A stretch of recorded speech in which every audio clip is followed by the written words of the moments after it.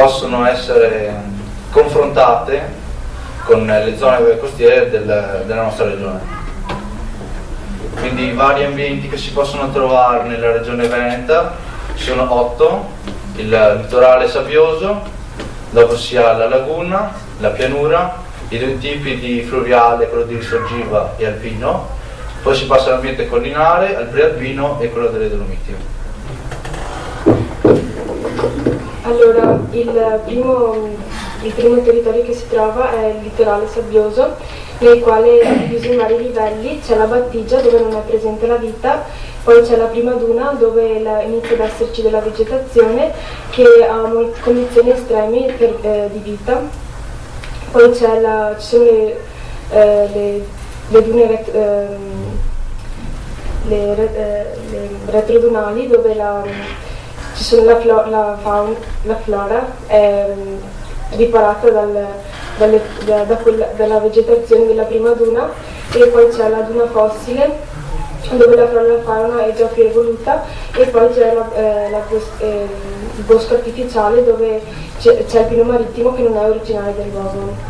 Poi c'è la laguna salmastra che presenta due elementi fondamentali, e sono l'acqua e le barene. Le barene hanno una vegetazione specifica e adatta, e nel fondo della laguna si trovano le alghe e gli animali che sono in grado di mimetizzarsi.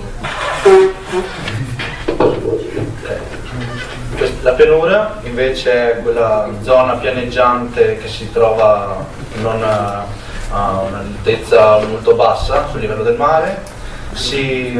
All'interno di questa si trova principalmente una flora di tipo infestante e quindi piante parassitarie. All'interno della pianura ci sono vari microhabitat che possono svilupparsi all'interno di fossati, di siepi o di boschetti.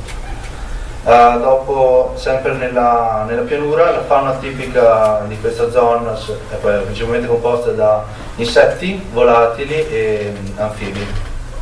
E infine la pianura è un ambiente molto fragile, anche a causa delle continue coltivazioni che con la loro concimazione possono rovinare l'ambiente in queste zone. Il fluviale di risorgiva è quell'ambiente in cui l'acqua sgorga da sottoterra per dar vita a fiumi ruscelli. Un esempio di fluviale di risorgiva in questa zona è il Sile, e ha una ha una biocenosi molto ricca e complessa. Per biocenosi si intende la comunità di specie che ci sono all'interno di un determinato ambiente, e quindi ci sono delle tipologie di flora e di vegetazione che sono disponibili solo in questa zona, mentre proprio questo carattere unico nel suo genere. Poi c'è il territorio fluviale alpino dove sorgono i fiumi che hanno dato vita alla pianura, e c'è una vegetazione erbacea e piante autoctone. Segue poi l'ambiente collinare, che è il più antropizzato e va dai 200 ai 600 metri di altitudine, e c'è più vita in questo luogo perché essendo a metà via tra il mare e la montagna è più favorevole per la vita. Qui ci sono molte superfici vaste che sono coltivate con la vite, e la flora e la fauna è molto diversificata. Le ultime due zone sono quelle delle Prealpi, che sono quella zona di montagna che arriva fino a 1700 metri di altitudine. È un luogo dove l'insediamento stabile è scarso, quindi è un poco antropizzato, e principalmente si sviluppa il sottobosco dove vivono rettili, insetti e animali anfibi. Infine le Dolomiti, che sono quei monti che si trovano nella zona principalmente nella zona delle Alpi orientali italiane, che sono la catena montuosa principale del Veneto. In nelle Dolomiti, hanno una struttura geometrica molto regolare a causa delle rocce esposte di cui è formata. Quindi sono molto inospitali e quindi fanno fatica a svilupparsi la vita, e gli unici esseri viventi che si possono trovare sono adattati al massimo alle situazioni più estreme che si possono trovare. Bene.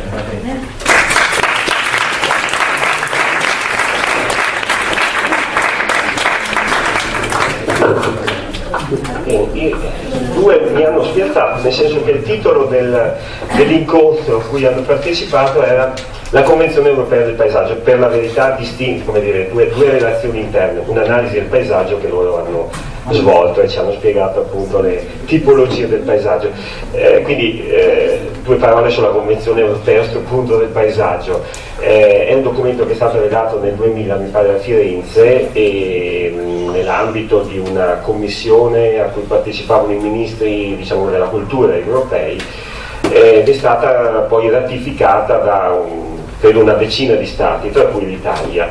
Ovviamente, essendo un documento che sorge, che nasce all'interno delle istituzioni europee, nel momento in cui viene ratificata dal Parlamento diventa anche, come dire, una norma, fa diciamo così legislazione, nel senso che l'Italia ovviamente si impegna sottoscrivendolo appunto a tener conto di quanto è detto in questo documento. Okay? Adesso passiamo al terzo degli incontri che si sono svolti, che ha come tema, questo sì un po' più ostico credo, adesso non so, ma non dico niente, è la legislazione italiana del paesaggio. Quindi parliamo di normativa, delle normative giuridiche su questa questione, e lascio quindi ai nostri due che si presenteranno e che ci diranno. Buon pomeriggio a tutti. Io sono Alberto Pietrobon e la mia compagna si chiama Enrica Frasson e parleremo della tutela del paesaggio.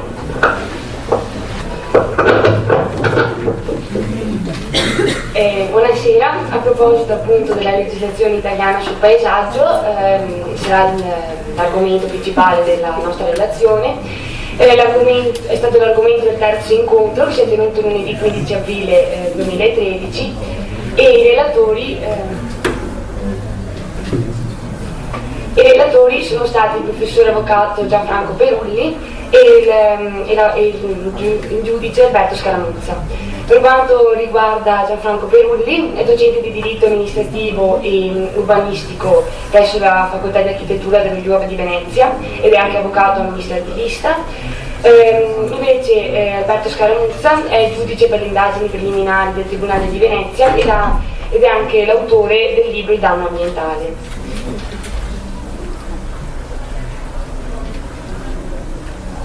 Bene, per quanto riguarda l'attività di ricerca scientifica dell'avvocato Perulli, è importante ricordare che ha redatto alcuni statuti a livello provinciale e comunale di Venezia, è stato consulente per l'ambiente per il WWF e anche del sindaco di Venezia per il progetto MOSE.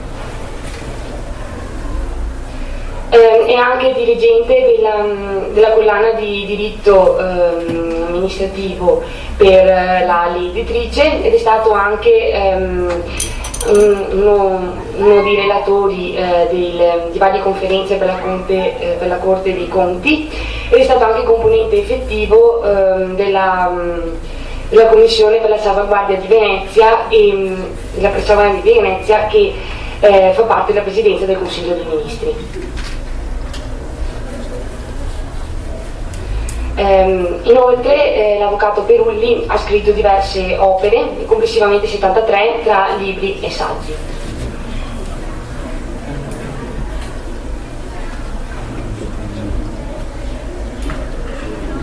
Bene, per quanto riguarda le norme legislative in materia di pianificazione del paesaggio in Italia, sono di fondamentale rilievo la legge 1497 del 1939, che sono le norme sulla protezione delle bellezze naturali, Poi abbiamo la legge 1089 del 1939 che riguarda la tutela delle cose di interesse artistico e storico.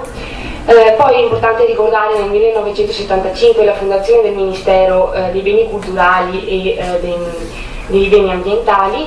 Poi ricordiamo la legge dell'85 numero 431, detta legge Galasso. Poi è stato redatto anche il testo unico dei beni culturali e ambientali, che è la legge 490 del 1999. Poi abbiamo il decreto legislativo numero 42 del 2004 che unifica le varie leggi precedenti. Inoltre abbiamo il decreto legislativo 42 2004 dei codici dei beni culturali e del paesaggio, che è detto anche codici urbani. E abbiamo anche il regolamento C 1968 del 2005. È stata inoltre istituita la pianificazione paesistico-territoriale regionale e c'è stata una svolta storica in quanto il paesaggio è stato inteso come una risorsa. Bene, per quanto riguarda la legge 1497 del 39, essa si basa su una concezione essenzialmente estetica dell'oggetto paesaggistico e tratta quei singoli beni e anche le bellezze d'insieme. Infatti riguarda beni vincolati di interesse pubblico e anche fasce aree geografiche vincolate di tipo fisico. Inoltre abbiamo la legge 1089, sempre del 1939, che parla della tutela delle cose di interesse storico e artistico, e è la legge fondamentale sulla tutela dell'ambiente, è detta anche legge Bottari, e poi è stata incorporata nel testo unico. Successivamente è stata redatta anche la legge 431 del 1985, che è detta legge Galasso. Essa classifica varie bellezze naturali in base alla loro morfologia, e con questo viene eliminato l'onere di alcune pubbliche amministrazioni di istituire leggi adatte a questo tipo di bellezze. Inoltre la legge Galasso definisce anche i caratteri fondamentali del paesaggio, inteso come prodotto delle azioni dell'uomo e della natura. Questi caratteri fondamentali sono quello fisionomico, quello strutturale, ecologico e storico. In seguito è stato anche approvato il testo unico dei beni culturali e ambientali, con decreto legislativo del 1999 numero 490. Questo ha mantenuto di per sé il contenuto delle leggi precedenti di cui abbiamo parlato, ma ha rivoluzionato la nomenclatura di queste leggi. Quindi, riassumendo, abbiamo la legge Galasso che parla di riserve regionali, nazionali che sono vincolate, di altri ambiti vincolati, e poi con la legge 1479 del 39 abbiamo invece i vincoli paesaggistici. I vincoli invece monumentali sono tutelati dalla legge 1089 del 39.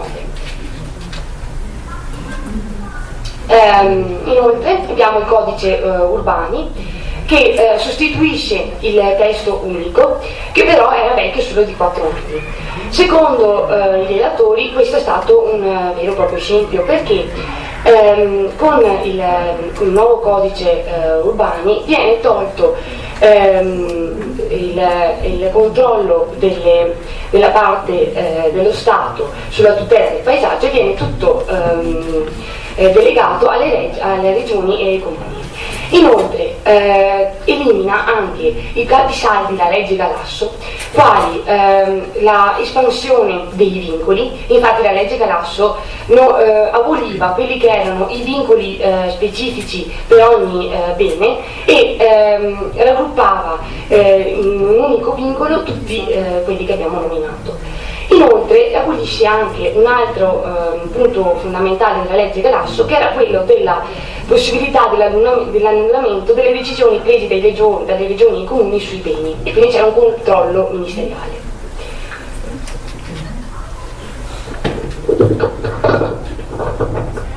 Bene, il concetto di tutela del paesaggio può essere frainteso perché non solo riguarda la protezione di un dato paesaggio, ma anche il risanamento di un paesaggio, un territorio rovinato e persino la creazione di nuovi paesaggi. Avanti, per piacere.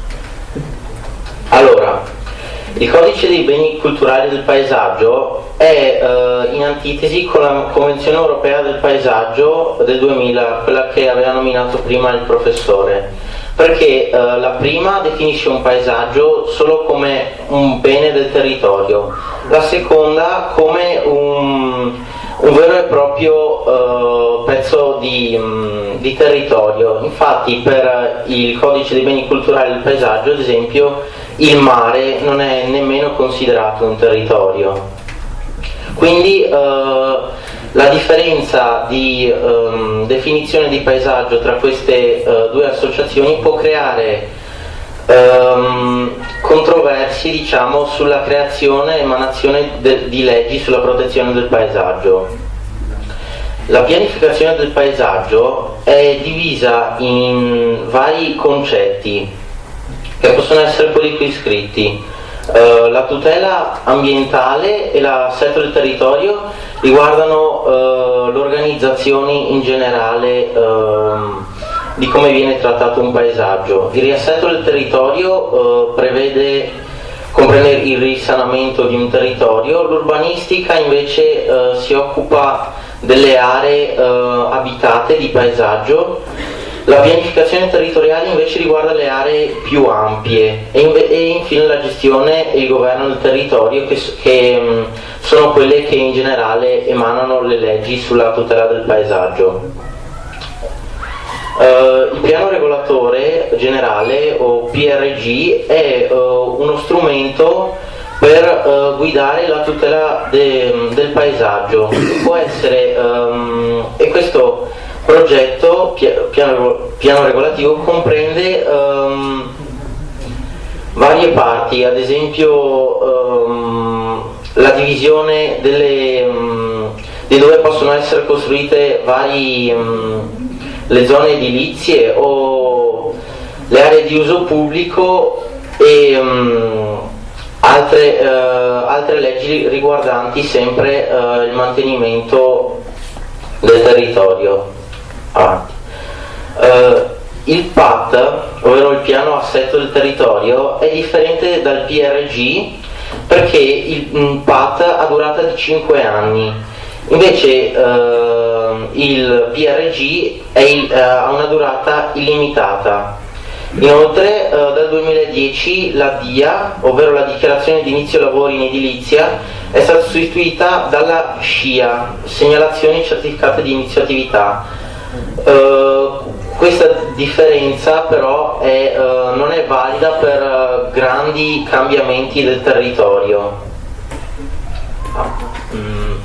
Concludendo, quindi, i protocolli per proteggere il territorio esistono, ma a causa del grande inquinamento non solo in Italia ma anche in altre zone dell'Europa e del mondo, difficilmente sono approvati.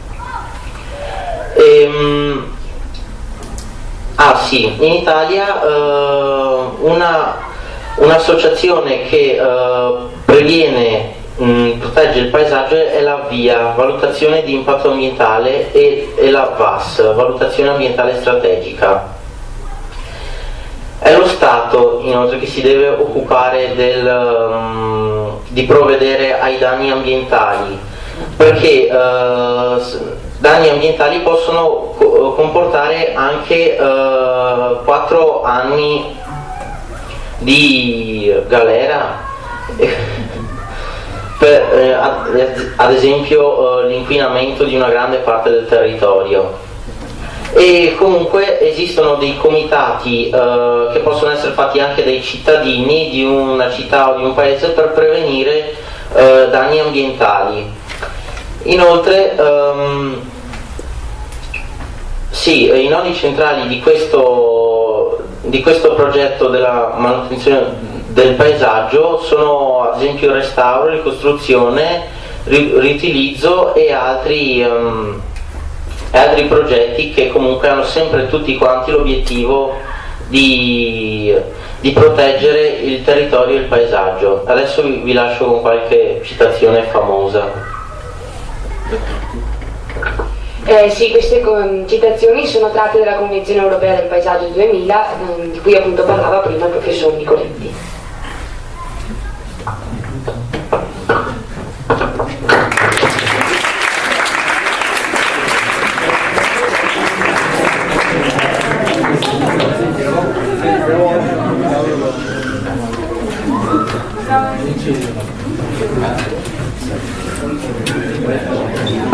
Purtroppo le citazioni sono state un po' troppo veloci, mi pare, no? Non sbaglio. Comunque, grazie. Penso abbiamo colto tutti la complessità della questione giuridica. Chi se ne occuperà quando avrà finito la scuola si troverà appunto a dover mettere le mani magari in questa produzione che arriva dallo Stato, dalle regioni, dalla provincia, dal comune, dall'Europa, eccetera. Non è però qualche cosa così di inutile e anzi ingombrante, perché se non definiamo bene in termini giuridici la cosa di cui stiamo parlando e che vogliamo gestire, rischia appunto che la gente faccia quel che vuole sul paesaggio, come spesso è successo. Allora, quarto e ultimo dei gruppi. Vedo qui l'8 maggio c'è stata una relazione sul tema Agenda 21 e anche qui avremo due, penso. Uno è più coraggioso, affrontala solo. Sono Gianluca Detto, oggi vi parlerò molto brevemente dell'Agenda 21. Sì.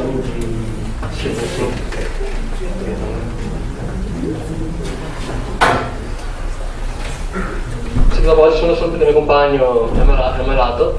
Mi ha lasciato qui da solo. Anche se penso che sia una scusa anche dopo la settimana.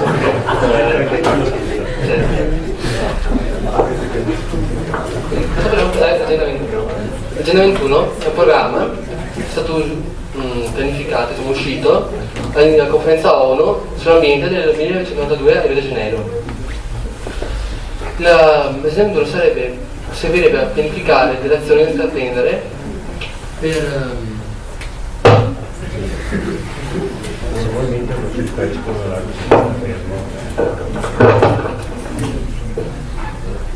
è troppo il filo perché c'è un po' problemi tecnici. Prova? Allora, dell'Agenda 21 serve un programma per pianificare degli interventi per quanto riguarda le emergenze socio-economiche e climatico-ambientali.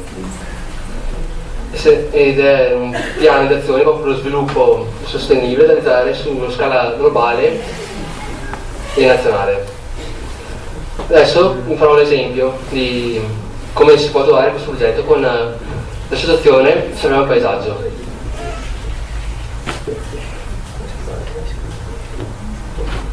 Però prima il relatore di questo incontro è stato Sergio Lironi, quindi prima di cominciare a spiegare cos'è questa associazione spendo giusto 2 parole per presentarlo. Sergio Lironi è stato presidente del Legambiente Padova dal 1995 al 2008 ed oggi ne è il presidente onorario. È stato primo a introdurre i criteri della bioarchitettura nella provincia di Padova. È stato responsabile del progetto del programma di riqualificazione urbana denominato Contratto di Quartiere Sanarola, il primo progetto in cui è stata richiesta anche la partecipazione attiva dei cittadini. Adesso cominciamo a parlare dell'associazione. Questo è il logo ufficiale dell'associazione, che rappresenta anche qua nelle istruzioni qua sotto, se avete visto entrando, se no è qua. Questa associazione è, diciamo, una congregazione di ambientalisti, agricoltori, urbanisti e cittadini che hanno voluto unirsi per evitare la perdita di terreni, per evitare il degrado dell'ambiente, la perdita di strutture inutilizzate e via dicendo. Adesso mi ricordo alcuni degli obiettivi della stazione. Salvare il territorio, logicamente, e tutti uniti, serve collegare un forum che è adesso già presente, è anche attivo, in cui è possibile trovare tutte le notizie, si può iscriversi, partecipare, trovare gli eventi, le manifestazioni, tutto quanto, quello che è necessario, quindi se volete anche informare potete semplicemente trovare questo forum, se volete iscrivervi potete farlo tranquillamente. Poi il censimento è un altro obiettivo, in pratica il censimento sarebbe quello di censire tutte le abitazioni, edifici, fabbriche abbandonate, anche i terreni inutilizzati, al fine di evitare lo spreco di nuovi terreni per la costruzione di edifici. Quindi l'obiettivo sarebbe quello di fare un elenco di questi edifici in modo da riqualificarli e renderli nuovo utilizzabili, anche così diciamo che ci sarà anche un costo ridotto, anche perché riqualificare un edificio teoricamente dovrebbe costare meno di costruire nuovo da capo. L'ultimo punto è quello di creare un grande parco, un parco agro-paesaggistico tra il Brenta e il Vacchiglione. Questo parco, oltre a riqualificare il paesaggio, dovrebbe permettere anche l'incentivazione dell'agricoltura. Questo è uno dei manifesti per il censimento. Questo è un manifesto che serve per la raccolta di firme per la creazione appunto del parco agropaesaggistico. E con questo concludo il punto molto brevemente.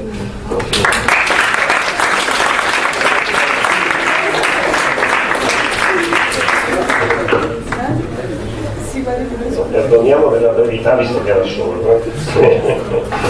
Bene, allora. Non so se avete colto la questione che ha a che fare con l'Agenda 21, che è una questione di partecipazione e democrazia, nel senso che magari nelle relazioni precedenti abbiamo visto definito il paesaggio, le questioni giuridiche, eccetera, ma chi se ne deve occupare? Lo Stato o gli organismi dello Stato, ma non è sufficiente. Solo quando le persone presidiano il proprio territorio ci può essere vera tutela, perché se non sono io che guardo fuori cosa c'è fuori casa mia, non lo fa nessun altro, non è che il vigile passa, eccetera. Qualche volta forse, ma solo dove c'è attenzione per il proprio territorio c'è anche la tutela, quindi è una questione